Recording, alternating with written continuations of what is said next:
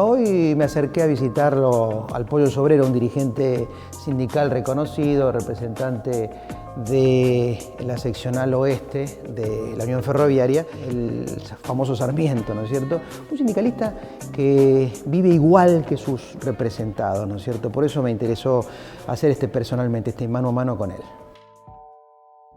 Pollo Sobrero, ¿cómo estás? Muy bien, ¿vos? Bien. Bienvenido a la Casa de los Trabajadores Ferroviarios. Contame qué es esto, qué es esto tan divino que tenés acá, digamos, una especie digamos... Una especie de boliche de San Telmo.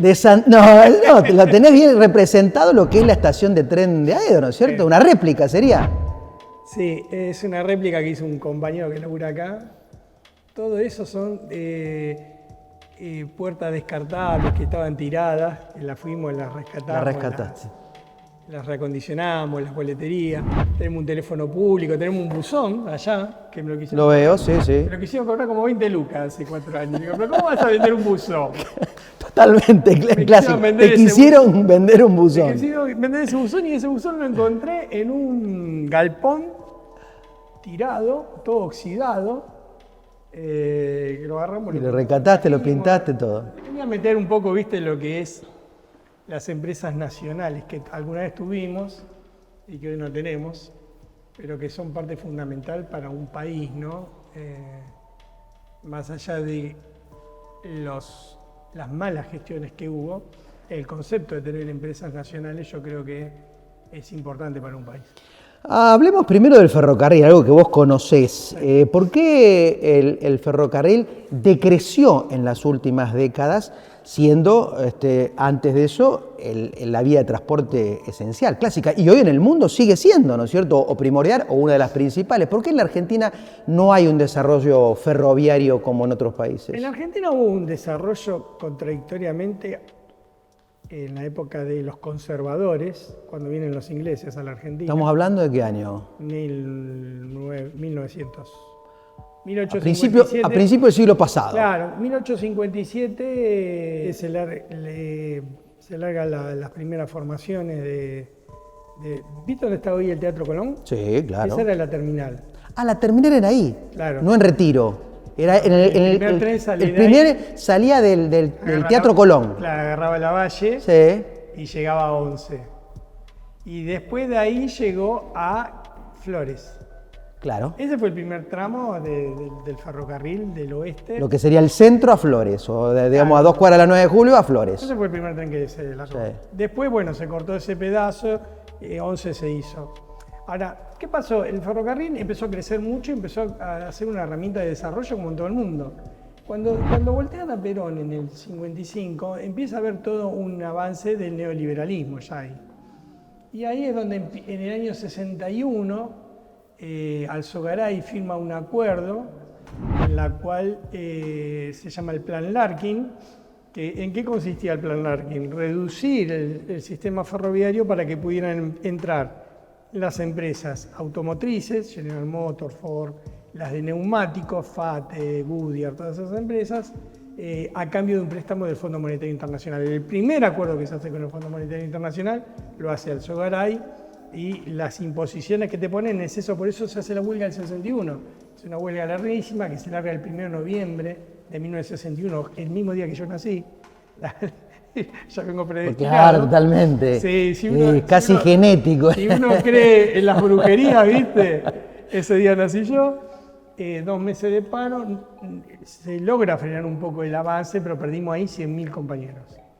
Éramos 200.000, pasamos a ser un poco más de 200.000, 150.000, porque cuando Perón nacionaliza los ferrocarriles, en realidad el acuerdo, hay una discusión si estuvo bien o estuvo mal que nacionalizáramos los ferrocarriles, porque el que lleva la negociación es Miranda. Sí. ¿Vos qué pensás? ¿Estuvo bien o mal? No, yo pienso que estuvo bien, pero se pagaron caros. Pero bueno, pasa a ser una y viejos decían, ¿no? No estaban medio ya... No. Viste que decían que los fierros ya eran viejos, no se usaban, los trenes. Cuando se hace el acuerdo, vos tenías 45.000 kilómetros de vías que eran reales. Sí, puede ser que... Servían, pero aparte también vos tenías 2 leguas, una legua a cada costado de las vías, que eso también pasó a ser del Estado, y 22.000 casas. Y yo qué sé, por ejemplo, toda la parte del puerto, todo eso pertenecía a ferrocarriles, muchas playas de Palermo, muchos lugares que ahora son grandes negocios inmobiliarios, pertenecía al ferrocarril. Es decir, no es que solamente pasaron los trenes, Pasó todo. Claro, y como Inglaterra tenía una deuda con la Argentina grande, porque veníamos de la guerra mundial y desde la Plata de la Carne hubo una negociación ahí, si bien es una discusión si fue caro o no fue caro, fue un paso muy importante porque el ferrocarril vos lo tenés que mirar como una herramienta de desarrollo del país. O sea, conceptualmente vos estás de acuerdo que esté en el Estado. Sí, totalmente. Ahora no estás ineficiencia. ¿Qué pensás cuando la gente dice, pero es muy ineficiente, todo lo que está en manos del Estado no sirve, llega tarde, no tiene la frecuencia, permanentemente medidas de fuerza, que ahora vamos a hablar, eso, y no puedo transportarme? Es que el problema del Estado es algo neutro. Depende de quién lo maneja, de si funciona bien o funciona mal. El Estado sos vos y soy yo. Correcto. Entonces, ahora, si vos tenés en el Estado un inútil que maneja el Estado va a ser ineficiente. Como también, ojo, que hubo toda una política de la burguesía nacional, que hoy ya casi no existe, pero fue una burguesía al servicio de los intereses de Estados Unidos, en la cual vos querías pedir un teléfono y no tenías. Vos tenías que comprar un departamento, si tenías un teléfono, te estoy hablando de los años 70. Si tenía teléfono valía un precio y si no tenía teléfono valía otro, cuando hoy los teléfonos te lo tiran por la cabeza. Entonces, cuando vos ves eso, cuando vos ves que los ferrocarriles no funcionaban, ¿qué pasa? Tenés un sector de gente que te dice, lo estatal anda mal y lo privado anda bien. Vuelvo a reiterar la idea. Lo estatal anda bien si vos tenés gente que quiere que ande bien. Claro. Y si tenés gente que quiere que ande mal, el Estado anda mal. El problema es nosotros como sociedad, qué es lo que queremos y qué es lo que impulsamos. ¿Qué es lo que queremos? ¿Qué te parece vos? Vos sos un dirigente muy reconocido, de hecho, digamos, te has ganado el mérito de ser y comportarte como los trabajadores que representás, ¿viste? Al sindicalismo se le critica que el dirigente está muy alejado de sus trabajadores, ¿no? En cambio, vos te comportás, actuás, vivís como viven tus trabajadores, tus representados. Pero ¿qué ves que pasa hoy en la sociedad respecto a este concepto de que los servicios sean públicos o semiprivatizados? Me hiciste dos preguntas. Lo primero que me causa es, si vos escucharías tu pregunta y la trasladarías a otro país, diría, ¿qué está preguntando este muchacho? ¿Qué está preguntando? ¿Que este tipo hace lo que tiene que hacer? Porque vos lo que me estás aprendiendo es lo que tenemos que hacer todos. Lógico. No tenemos que robar, tenemos que laburar como algún compañero, tenemos que vivir como un compañero. Está mal que un compañero, un dirigente viva en las Torres de Palermo, yo qué sé. Yo vivo donde viven mis compañeros porque soy el único secretario general que no cobra el sueldo de gremio. Somos 35 secretarios generales seccionales, soy el único.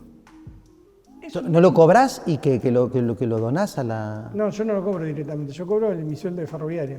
Vos seguís manteniendo tu sueldo de ferroviario y el sueldo de secretario general que se lo donás al gremio y queda ahí, no lo cobrás, no lo usás en la administración de tu seccional. No. Eso también me da una cierta libertad. Claro. Porque vos sabés que cuando el que maneja la caja es el dueño de todo, claro, el gremio. Entonces no tenés de dónde me agarrás. Claro. Si me decís te corto el sueldo, córtame lo que me importa. Si yo no cobro de vos, yo no te pertenezco. El problema es que ya cuando se organizaron las organizaciones gremiales, en un principio hubo un modelo sindical que era importante porque representaba la herramienta por la cual fue creado. Pero a medida que se fueron burocratizando los gremios y fueron perdiendo su razón por la que fueron creados, empiezan a haber cosas que vos ves que no tienen nada que ver. Cuando un dirigente gremial vive distinto a sus laburantes, piensa mal. O sea, la mala imagen que tiene hoy el sindicalismo argentino... La tiene bien ganada. La tiene bien ganada, es una buena definición, lo vamos a poner, señor director, entre comillas, como un textual. ¿Y qué hay que hacer entonces para retomar ese buen sindicalismo? Mirá, la culpa no es del chancho. La culpa es del que le da de comer. Si no hay un proceso en los gremios en la cual acaben con todos estos traidores de la clase obrera, estamos complicados. Yo siempre, a veces te pongo como ejemplo a vos. Porque vos representás un sector muy determinado, en medio de una pandemia, que tenés que cumplir un rol muy importante. Y cuando vos planteaste la defensa de tus compañeros, te borraron de varios lados. Yo lo conozco eso porque nosotros tenemos una relación personal más allá de lo profesional, que yo eso lo conozco, y como te pasó a vos, le pasó a muchos compañeros, porque el sistema se cree que los sindicatos son la herramienta de control de los trabajadores. Y en realidad el sindicato no es otra cosa que el representante de los trabajadores. ¿Entendés?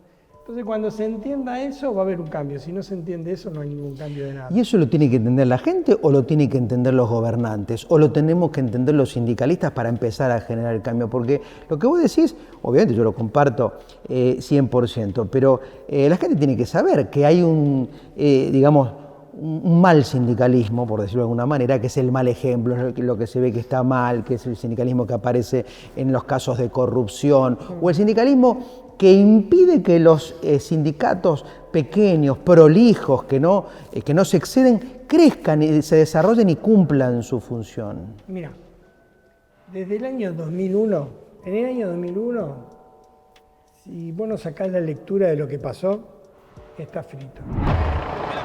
De la Rúa nos están reprimiendo brutalmente, el pueblo está pacífico.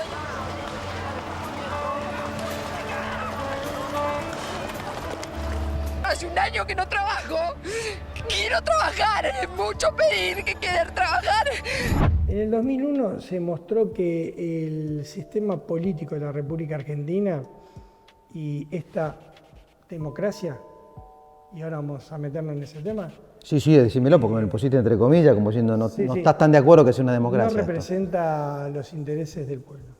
¿La democracia qué es? Es el gobierno del pueblo. La democracia es eso. A no ser que seamos masoquistas, yo no conozco tus inclinaciones sexuales, pero no te veo como masoquista, y yo tampoco lo soy.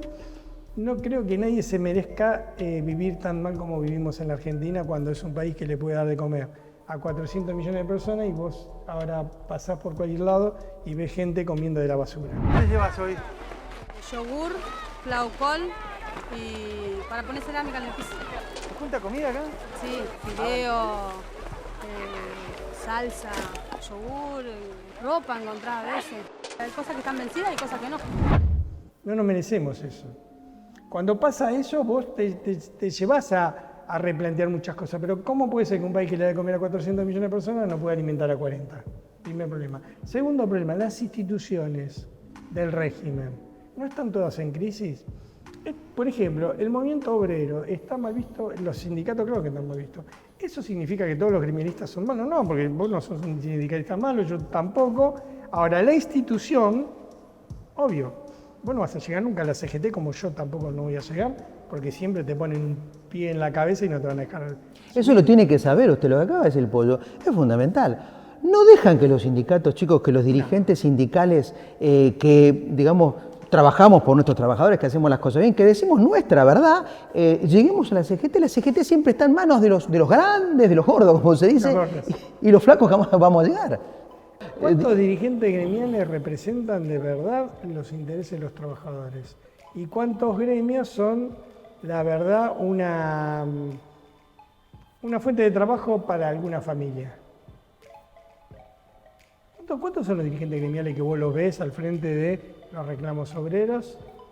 Por ejemplo, ¿cuántos sé que no lo ves a Cavalieri en la calle?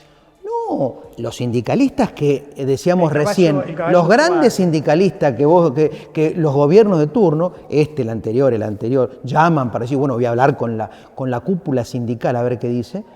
Hoy no los ves en la calle. De hecho, han perdido la calle. No ves de los reclamos de los trabajadores. ¿Te acordás la marcha que hicimos de la CGT? Te vas a acordar. Donde se le pedía el paro a la CGT contra el gobierno Macri. Me acuerdo perfectamente. Que se tuvieron que ir corriendo. Totalmente, con la del atril. Entre insultos se retiran los integrantes del triunvirato de la CGT. Juan Carlos Schmitt se acaba de retirar de esta manera, ante los insultos de la gente. ¿Por qué no llamaron al paro, Carlos? ¿Cuál es tu reflexión sobre esto, Smith? No voy a hacer ninguna declaración. Todavía no se sacó conclusiones de lo que significó eso. Macri tendría que hacer un monumento al lado del obelisco a la burocracia sindical. Macri terminó el gobierno por la dirigencia gremial que permitió todo tipo de vejámenes hacia los trabajadores. Por ejemplo, te voy a poner el ejemplo nuestro. ¿Vos te acordás que cuando hicimos la marcha de las 5 toneladas de piedra que dicen, yo la reivindico totalmente, porque se le estaba metiendo la mano en el bolsillo a los jubilados? Ese día, el plan que tenía el gobierno era avanzar con la reforma judicial, la reforma jubilatoria que logró avanzar, pero el próximo paso, como vos lo sabés y yo, era avanzar sobre los derechos de los trabajadores. Y muchos gremios se adelantaron en aconsejarle a Macri que no vaya por una ley nacional porque no iban a poder frenarlo, porque los zurdos le ganaban la calle, porque ustedes le ganaban la calle, los peronistas honestos. Y entonces, ¿qué decían? Hacerlo por gremio. Y la Unión Ferroviaria lo hizo. Por ejemplo, la Unión Ferroviaria firmó en el nuevo convenio colectivo de trabajo una categoría que es una rebaja salarial de un 40% para los tipos que recién ingresan, con la excusa de aprendiz, que es una estafa laboral, que vos durante un año cumplís la misma función que cumple otro tipo a mitad de precio. Eso solo permitió la dirigencia gremial. Entonces, cuando vos ves eso, te tenés que replantear muchas cosas. Vuelvo a repetir, la culpa no es solamente del chancho, también es el que da de comer. Si la gente no reacciona, se merece lo que tiene. Vos estás diciendo que, los malos dirigentes sindicales son los que permiten esta mala atención que tenemos gran parte de los trabajadores, estos 7 millones de trabajadores que no están registrados. Y este pobrismo, esta pobreza creciente, porque digamos la verdad, el 50% de la población argentina es pobre. ¿Qué hacemos para salir de la pobreza? 10 millones de planes sociales. ¿Qué hacemos para salir de esos 10 millones de planes sociales? Que no son trabajo genuino, Pollo. El problema es que si vos intentás solucionar el problema cambiándole el collar al perro, te equivocás. Vos tenés que cambiar de perro. Porque el problema es el sistema, no son los tipos que están dentro del sistema. Porque, a ver, todos los políticos son malos. No, claro que hay gente que tiene buenas intenciones y debe ser buena gente. El problema es que el sistema político te lleva a que cada vez haya más desigualdad social y cada vez hay más corrupción y cada vez hay más endeudamiento. Y entonces vos te encontrás con todo un sector de la sociedad que es víctima. Y que su estado de vulnerabilidad no le permite más que pensar en ver cómo consigue un bolsón de comida porque le tiene que dar comer a sus hijos. Entonces no va a estar pensando en hacer la revolución socialista como la quiero hacer yo. El tipo está pensando cómo conseguir un paquete de fideo para que coma el pibe. Y ve que su padre tampoco tenía trabajo y que su abuelo tampoco tenía trabajo. Y ve que el colegio, en vez de educar, es un lugar donde va a comer, donde los maestros hacen paro porque están por debajo de la línea de pobreza, porque ven que las escuelas se caen a pedazos. Entonces, cuando vos tenés ese combo y vos tenés todo un sector de la sociedad que está agarrado de las bolas por el sistema, porque no tiene salida el tipo ese, estás en un problema. Bueno, vos decís, hay una movilidad social descendente, hay casi una esclavitud de esos planes. Eso lo tenés que sumar a la educación. Sí. No hay educación, se va a comer a las escuelas, no a educarse. Te lo tomo. ¿A vos te gusta la política? ¿Te gustaría ser presidente? No. ¿Te gustó la presidencia de Lula en Brasil, que fue un sindicalista como vos y yo, que llegó a la presidencia? La presidencia tuvo altibajos. Para mí no se aprovechó una oportunidad histórica, que era mostrar que un trabajador podía gobernar un país. ¿Pero sacó a la gente de la pobreza? Sí, aún. Bueno, ahí está el punto. Entonces, creó la clase media en Brasil. Entonces ahí está el punto. Creo que tenemos que trabajar, deberíamos trabajar, aquellos que nos gusta la política, en un sistema de cómo sacamos el 50% de la población que está hoy pobre y esa caída permanente de la clase media a la clase más humilde para revertir, ¿no es cierto?, la curva. Vos sabés que yo vi cómo se formó el PT. ¿Vos conocés la historia del PT? No. ¿Sabés que es interesantísima? El PT se forma entre la iglesia y el trotskismo de Brasil. ¿Eso no lo sabías? No. Bueno, la iglesia es muy poderosa. Sí, pero no la en iglesia Estados Unidos. evangélica, la iglesia católica. Ah, la católica. Entre la Igual, iglesia- igual. entre Ellos la son... iglesia católica y el trotskismo hacen una alianza dentro del movimiento obrero que tenían un peso importante y empiezan a impulsar a Lula. Lula, yo te estoy hablando de 10 años antes. Sí, antes que... Sí, No, inclusive varias elecciones que las perdió hasta que finalmente ganó. Yo fui a una de las campañas, fui a hacer campaña por Lula a Brasil. Fui a hacer campaña en La Rosiña, que es una de las villas más grandes de Brasil. De Río, sí. Se ve. Yo aspiro a eso, aspiro que los trabajadores, que son los que verdaderamente son los que ponen en funcionamiento el país, desarrollen una fuerza política en la cual seamos los laburantes los que manejemos el país y no la misma clase social que viene gobernándola desde 1800. ¿Y en Argentina quiénes son? ¿Quiénes representan ese Los partido? laburantes. Está bien, pero hay un partido, estamos en un proceso eleccionario. ¿Quién es el partido que No, más se pero hay- aproxima al PT brasilero? ¿O no hay que formarlo? No, hay que formarlo en alianza entre los trabajadores, la izquierda, sectores peronistas, que quieran buscar algo que es distinto, cambiando el sistema. Porque si cometés el mismo error que cometió Lula, no va a pasar lo mismo que Lula. Los intereses de clases existen. Mira, vos sabés que Argentina fue gobernada 44 días por los ingleses. Cuando Belfort llegó y se metió en la casa de gobierno, todas las noches recibía a un montón de argentinos que todas las noches hacían tertulias y iban muchos argentinos que eran los representantes de la sociedad rural, los terratenientes de esa época, les llevaban bombones. Mientras que estaban los negritos, como nosotros, que si hubiésemos vivido seguramente estaríamos con los negritos, organizando, calentando agua caliente para echar a los ingleses tirando el agua caliente, porque no le tiraban aceite, es como dice Piña, ¿viste? Eso existió siempre en Argentina, una clase poderosa que siempre salió con el más poderoso para enriquecerse más, y los laburantes que, como pudieron siempre, estuvieron en la vereda de enfrente. Bueno, nosotros lo que tenemos que lograr es que esos laburantes tengan una dirección que los lleve al triunfo. Si tuviera tu partido, ¿qué hubiera hecho de distinto? ¿Qué tendría que haber hecho si hubiese estado a la izquierda y cambiar el sistema? Y si no, también seríamos parte del fracaso. Porque estamos hablando de una hipótesis, yo qué sé, nunca gobernamos nosotros. Las cosas son claras, si vos cambiás el sistema tenés alguna posibilidad de salida. Si no cambias el sistema, no, porque el sistema está hecho de una forma tal, no en la Argentina, en el mundo, en la cual cada vez las desigualdades sociales son más profundas. No en la Argentina, en todo el mundo. Todo el mundo vos ves que cada vez los ricos son cada vez más ricos. Mira, a mí,